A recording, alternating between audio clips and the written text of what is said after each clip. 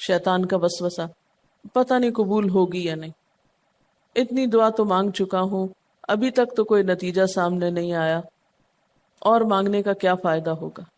کیا واقعی دعا مانگتے ہوئے یہ وسوسہ نہیں آتا سب کو؟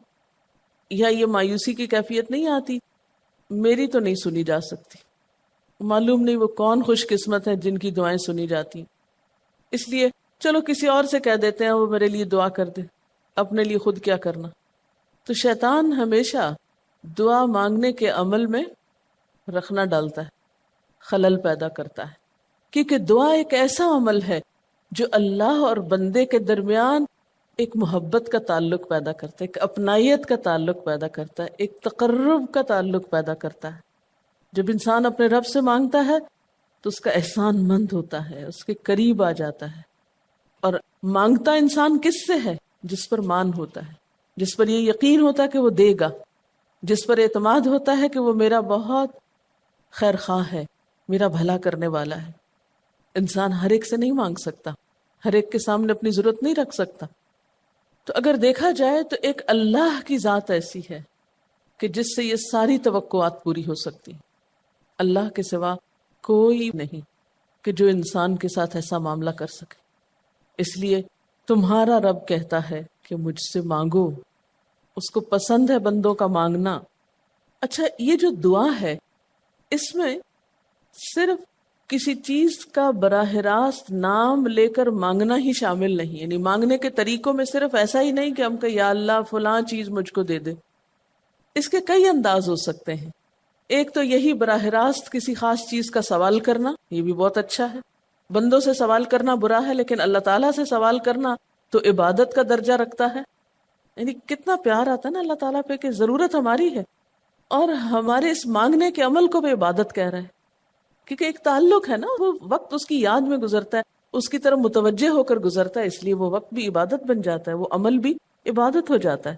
تو ایک تو یہ کہ جیسے ہم سوال کرتے ہیں اللہم انی اسألک کہہ کے دعا مانگتے ہیں، کہ جتنی مسنون دعا میں آپ نے دیکھا ہوگا اسألک برابر سوال کا لفظ ہے۔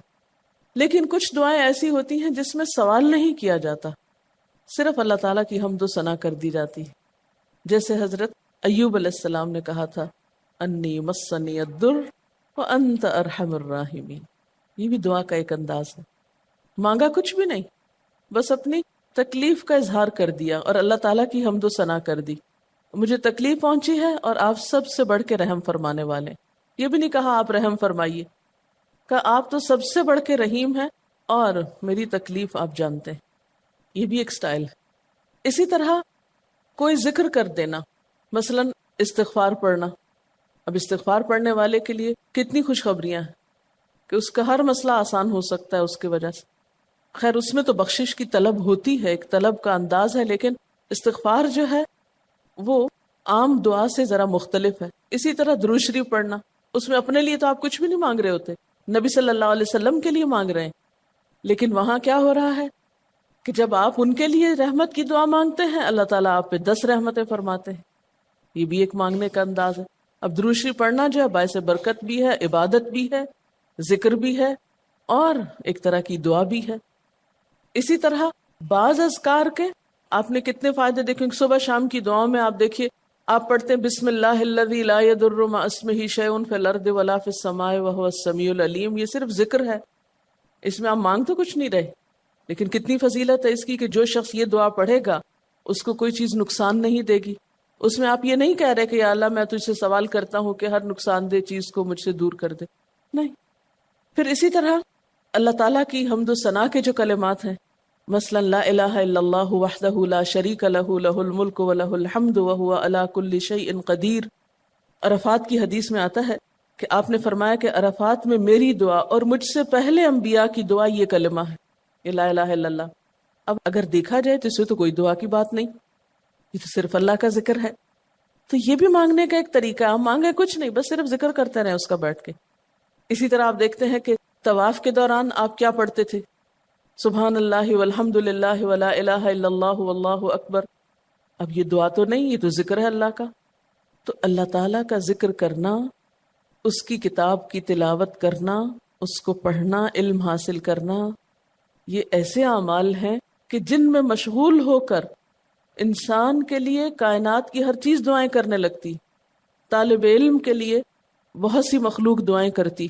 آپ مشغول ہو گئے کسی اور کام میں، خدمت خلق میں یا علم حاصل کرنے میں، اور اللہ تعالیٰ کی مخلوق شروع ہو گئی آپ کے لیے دعائیں کرنا.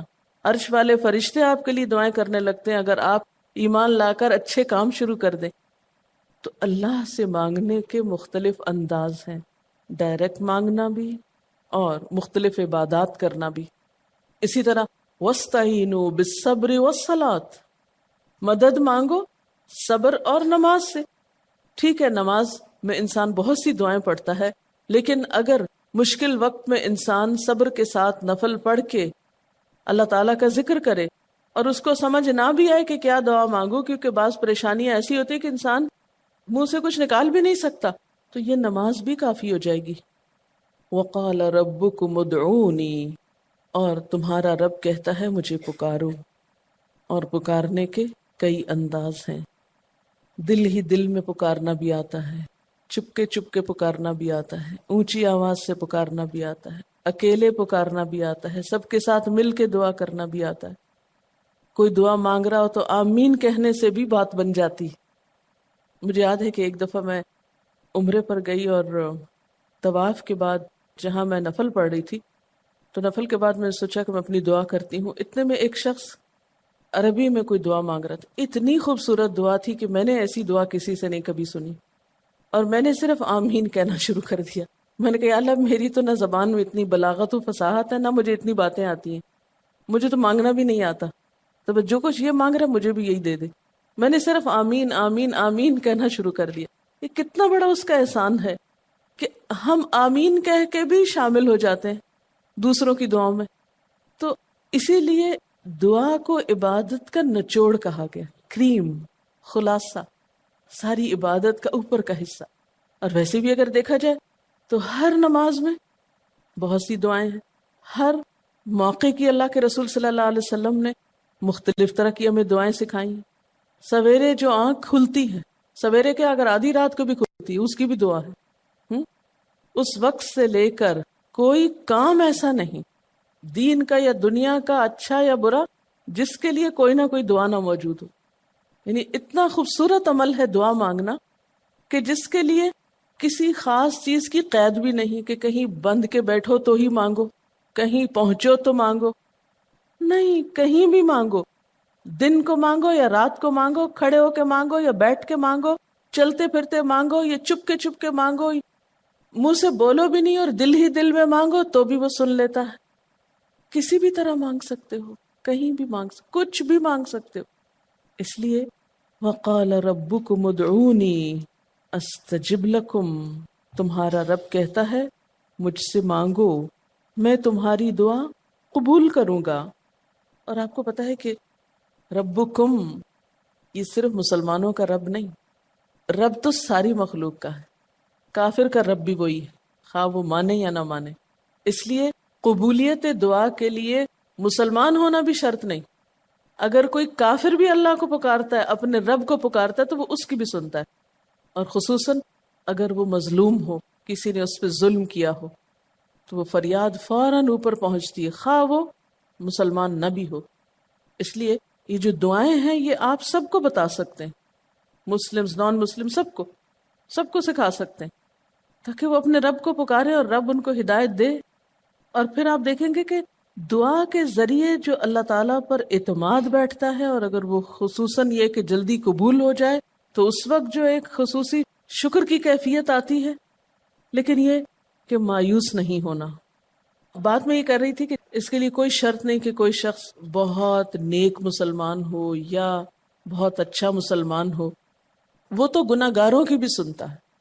اس لیے بعض اوقات لوگ جب مایوس ہونے لگتے ہیں نا کہ ہم تو بہت گناہ گار ہیں، ہماری نہیں سنی جائے گی، تو انہیں مایوس نہیں ہونا چاہیے. مایوس ہو کے کہاں جائیں گے سننے؟ کس سے مانگنے جائیں گے؟ ان کو بھی پکارنا چاہیے، خواہ کوئی کیسے بھی گناہ میں ڈوبا ہوا، کیسی بھی حالت میں ہو، اور اس کے لیے بھی مانگنا چاہیے. حتیٰ کہ کافر جب تک زندہ ہے، اس کی صحت کے لیے، اس کی ہدایت کے لیے، اس کی خیرخواہی بھلائی کے لیے بھی آپ خوب دعائیں مانگ سکتے ہیں. آپ صلی اللہ علیہ وسلم ابو جہل کے لیے بھی دعا کرتے تھے، یا حضرت عمر کے لیے کہتے تھے کہ ان دونوں میں سے کسی ایک کو تو ضروری ہدایت دے. تو دعا ہر حال میں فائدہ دیتی ہے. ان مصیبتوں میں بھی فائدہ دیتی ہے جو اتر چکی ہیں، ان میں بھی دیتی ہے جو نہیں اتری. دعا تو ابلیس کی بھی قبول ہوئی تھی. اس نے قیامت تک زندگی کی دعا مانگی تھی، اس کی بھی قبول کر لی گئی. اس نے کہا تھا قال انظرنی الی یوم یبعثون، قیامت تک کے لیے مجھے مہلت دے کہ میں انسانوں کو بھٹکا سکوں. تو اللہ تعالیٰ نے کہا جاؤ، تمہیں مہلت دی گئی. اس لیے یہ خیال تو اپنے دل سے سب نکال دیں کہ ہماری دعا نہیں قبول ہوتی. سب کی ہو سکتی، شرط یہ ہے کہ آپ واقعی دعا مانگ رہے ہوں. ہاں، جو غافل دل سے مانگے اس کی نہیں قبول ہوتی، کیونکہ وہ مانگ نہیں رہا، وہ تو بس صرف ایک فرض پورا کر رہا ہے. وہ بظاہر دیکھنے میں مانگنے کا عمل نظر آ رہا ہے لیکن حقیقت میں مانگ نہیں رہا. تو حدیث میں آتا ہے کہ اللہ تعالیٰ غافل دل کی دعا نہیں قبول کرتا. بس کچھ ادب یہ ضرور سکھائے گئے کہ انسان قطع رحمی کی دعا نہ کرے، گناہ کی دعا نہ کرے، غلط کاموں کی دعا نہ کرے، اور پھر ساتھ یہ کہ دعا کرنے کے بعد مایوس نہ ہو، دعا میں جلد بازی نہ کرے، کیونکہ اللہ تعالیٰ نے قبولیت دعا کا وعدہ کر رکھا ہے. استجب لکم، میں قبول کروں گا تمہاری دعائیں. ہاں، یہ ضرور ہے کہ قبولیت کی شکلیں مختلف ہوتی ہیں. بعض اوقات تو انسان کو بالکل وہی مل جاتا ہے جو وہ چاہتا ہے، بعض اوقات وہ نہیں ملتا جو وہ چاہتا ہے، بلکہ وہ دے دیا جاتا ہے جو اس کو زیادہ ضرورت ہوتا ہے. یعنی ہمارا تو علم اتنا محدود ہے نا، ہم ایک چیز مانگ رہے ہوتے ہیں جو ہمارے حق میں کوئی زیادہ اچھی نہیں ہوتی. اللہ تعالیٰ ہمارے لیے ہم سے بڑھ کر مہربان ہے، وہ ہمیں وہ نہیں دیتا بلکہ وہ دیتا ہے جو ہمیں اس سے زیادہ فائدہ دے سکتا ہے. اگر آپ اپنی گزشتہ زندگی کی دعاؤں پہ ایک نظر ڈالیں تو ہم کتنی چھوٹی چھوٹی چیزیں مانگتے رہے ہیں اور اللہ تعالیٰ نے ہمیں اس سے بڑھ کر عطا کیا ہے. ہم سب کو جو اللہ تعالیٰ نے دین کی سمجھ دی یا دین کو سیکھنے کا شوق دیا، ضروری نہیں کہ ہم سب نے یہ مانگا ہی ہو کہ اللہ تو ہمیں موقع دینا اپنے دین کو سیکھنے کے لیے، سکھانے کے لیے. لیکن یہ ضرور ہو سکتا ہے کہ ہم زندگی میں کچھ اور مانگتے رہے اور ہمیں وہ نہیں ملا، یہ نعمت مل گئی اور وہ ہمارے حق میں زیادہ بہتر ہو گئی. اور یہ ہو سکتا تھا کہ ہمیں وہ چیز مل جاتی اور آج ہم اس چھوٹی سی چیز کو لے کر اس کا شوق بھی پورا کر چکے ہوتے، اس کی ساری اٹریکشن ختم ہو چکی ہوتی. کیونکہ دنیا کی کوئی چیز ایسی نہیں جس کی اٹریکشن ختم نہ ہو جائے یا جس کی ویلیو گھٹ نہ جائے، جو پرانی نہ ہو جائے. لیکن قرآن کا علم ایک ایسا علم ہے جو ہر دم نیا لگتا ہے، ہر دم زندگی دیتا ہے، خوشی دیتا ہے، سکون دیتا ہے، ایک راحت ملتی ہے. یہ پرانا نہیں ہوتا. پھر اسی طرح یہ بھی ہوتا ہے کہ بعض اوقات انسان کی کوئی آفت ٹال دی جاتی. آپ مانگ رہے ہیں رزق، تو وہ رزق میں برکت تو نہیں ہوتی مثلاً، لیکن کوئی بیماری آپ سے ٹال دی جاتی کہ خدا نخواستہ آپ کو اگر مال مل بھی جائے اور ایسی بیماری لگ جائے کہ سارا مال اس میں ڈوب جائے تو مال بھی گیا اور تکلیف الگ.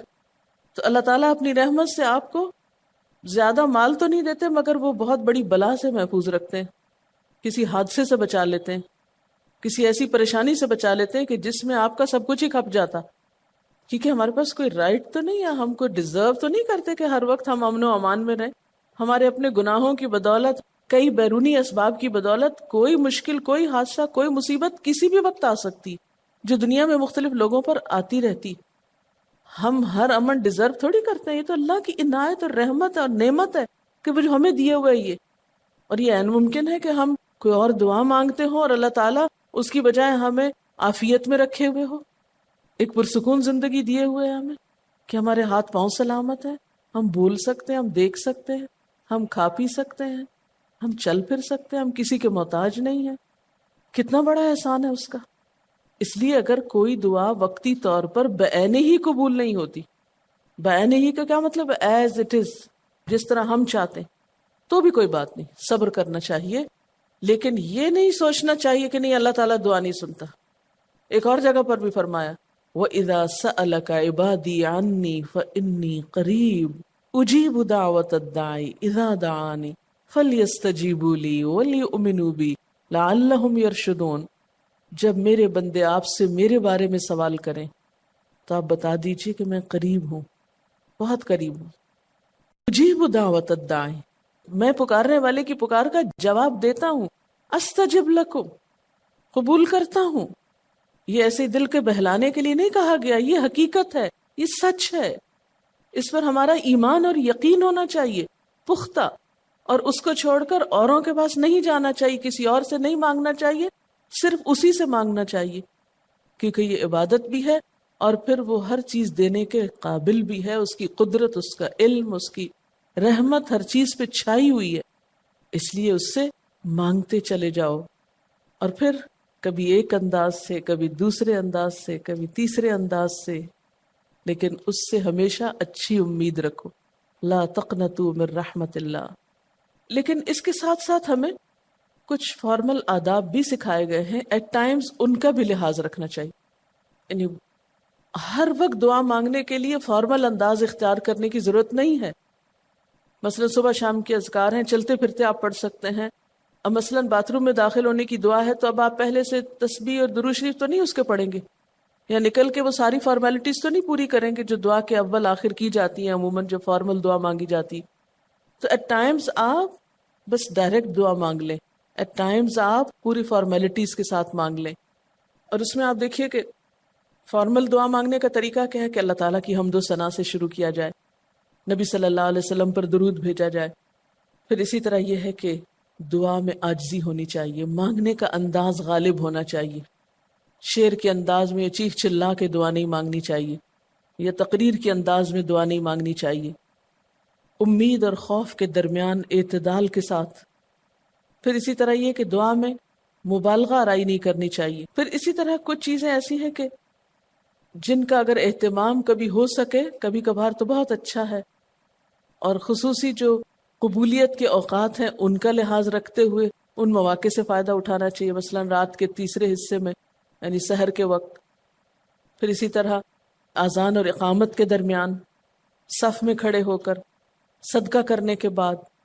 کوئی بھی نیکی کا کام کرنے کے بعد، عصر کی آخری گھڑی میں، جمعے کے دن ایک خاص گھڑی میں، سجدے میں دعا، رات کو آنکھ کھل جانے پہ دعا، امر بالمعروف اور نہی عن المنکر کے بعد دعا، تلاوت قرآن کے بعد دعا، عرفہ کے دن کی دعا، رمضان کے مہینے میں خصوصاً روزہ افطار کرتے وقت دعا، پھر عادل امام کی دعا، مسافر کی دعا، بارش کے وقت کی جانے والی دعا، یہ خاص قبولیت کے اوقات اور اسباب ہیں، پھر التحیات اور درود شریف کے بعد کی جو دعا ہے جو ہم بیٹھ کے نماز کے آخر میں پڑھتے ہیں، یہ بھی صرف رب جعلنی تک ہی نہیں بلکہ اس سے زیادہ دعائیں بھی ہیں۔ پھر اسی طرح جب اللہ تعالیٰ پر بہت پیار آ رہا ہو، بہت دل اس کی طرف متوجہ ہو، کیونکہ اللہ تعالیٰ غافل دل کی دعا نہیں سنتے، تو جب دل بہت متوجہ ہو تو فوراً دعا کے بھی فائدہ اٹھا لیں۔ اسی طرح اضطراری کیفیت میں، بہت بے چینی کے وقت، جب کچھ سمجھ میں نہ آ رہا ہو، بیماری کے وقت، پھر اسی طرح سفر کے وقت، پھر اولاد کی دعا ماں باپ کے لیے، ماں باپ کی دعا اولاد کے لیے، استاد کی دعا شاگردوں کے لیے، شاگردوں کی دعا استاد کے لیے، اور جب دعا مانگے تو انداز کیا ربنا اغفر لی ولوالدی وللمؤمنین، اپنی ذات سے شروع کر کے والدین یا قریبی لوگوں کے بعد پھر سب کے لیے عام دعا، پھر اسی طرح وضو کے بعد کی دعا، کعبہ کو دیکھتے وقت جو پہلی نظر سے دیکھیں، پھر حتیم کے اندر، پھر سعی اور طواف کرتے وقت دعائیں پڑھنا، پھر مزدلفہ میں۔ لیکن یاد رکھیے کہ ان قبولیت کے خاص مواقع اور مقامات کے علاوہ دعا تو کسی بھی وقت کی جا سکتی اور کوئی بھی گھڑی قبولیت کی گھڑی ہو سکتی، اس لیے ہمیشہ دعا مانگتے وقت یہ یقین رکھیں کہ اللہ تعالیٰ قبول کرے گا، مایوسی کے ساتھ دعا نہ ہو، کیونکہ جتنی ہماری دعا کے اندر یقین کی کیفیت ہوگی اتنا ہی انشاءاللہ قبولیت کے چانسز زیادہ ہوں گے۔ یعنی عزم کے ساتھ دعا مانگنی چاہیے، یہ نہیں کہنا چاہیے یا اللہ تو چاہے تو قبول کر، نہیں چاہتا تو نہ کر، یہ نہیں کہنا چاہیے کبھی بھی، نہیں یا اللہ تو کر سکتا ہے تو قبول فرما۔ پھر اسی طرح آپ دیکھیں کہ مظلوم کی بد دعا جو ہے وہ بہت تیزی سے قبول ہوتی، کہتے ہیں نا مظلوم کی بد دعا سے بچو کیونکہ وہ کہاں جا پہنچتی ہے، ساتویں آسمان تک۔ اور پھر آپ دیکھیے کہ نبی صلی اللہ علیہ وسلم نے فرمایا لا يرد القضاء الا الدعاء، قضاء کو کوئی چیز نہیں ٹال سکتی مگر دعا، یعنی تقدیر بھی بدل دیتی۔ آپ صلی اللہ علیہ وسلم نے فرمایا آدمی جب کبھی اللہ سے دعا مانگتا ہے اللہ تعالیٰ اسے یا تو وہی چیز دے دیتا ہے جس کی اس نے دعا کی تھی، یا اس درجے کی کوئی بلا آنے پہ اس سے روک دیتا ہے۔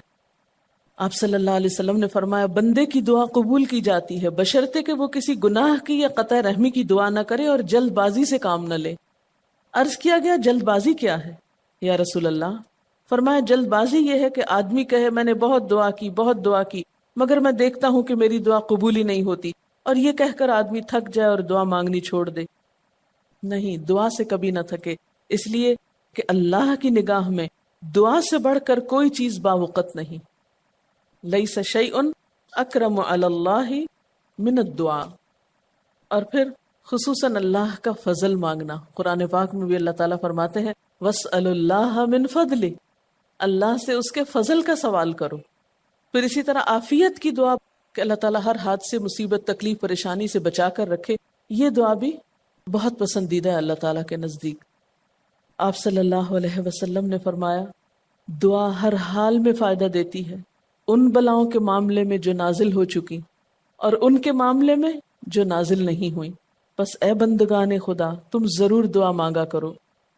اور پھر آخری بات کہ تم میں سے ہر شخص کو اپنی ہر حاجت اپنے رب سے مانگنی چاہیے، حتیٰ کہ اگر جوتی کا تسمہ بھی ٹوٹ جائے تو بھی اللہ تعالیٰ سے دعا کرے، یعنی چھوٹی چھوٹی چیزوں میں بھی جب ضرورت پیش آئے تو اللہ کی طرف رجوع کرے۔ وَقَالَ رَبُّكُمُ ادْعُونِي أَسْتَجِبْ لَكُمْ، اور تمہارا رب کہتا ہے کہ مجھے پکارو، مجھ سے مانگو، میں تمہاری دعا قبول کروں گا۔ ان الذین یستکبرون عن عبادتی، بے شک وہ لوگ جو میری عبادت یعنی دعا سے تکبر کرتے ہیں، یعنی مجھ سے تکبر کی بنا پر نہیں مانگتے، جیسا کہ حدیث میں بھی آتا ہے من لم یسأل اللہ یغضب علیہ، جو اللہ سے نہیں مانگتا اللہ اس پہ غضبناک ہوتا ہے، یعنی جو دعا نہیں کرتا اللہ تعالیٰ اس سے ناراض ہوتا ہے، کیونکہ وہ تو بے تعلق ہو گیا نا اپنے رب سے نہ مانگ کر، اور خصوصاً تکبر کی وجہ سے۔ ایسے لوگوں کی جزا کیا ہے؟ سیدخلون جہنم داخرین،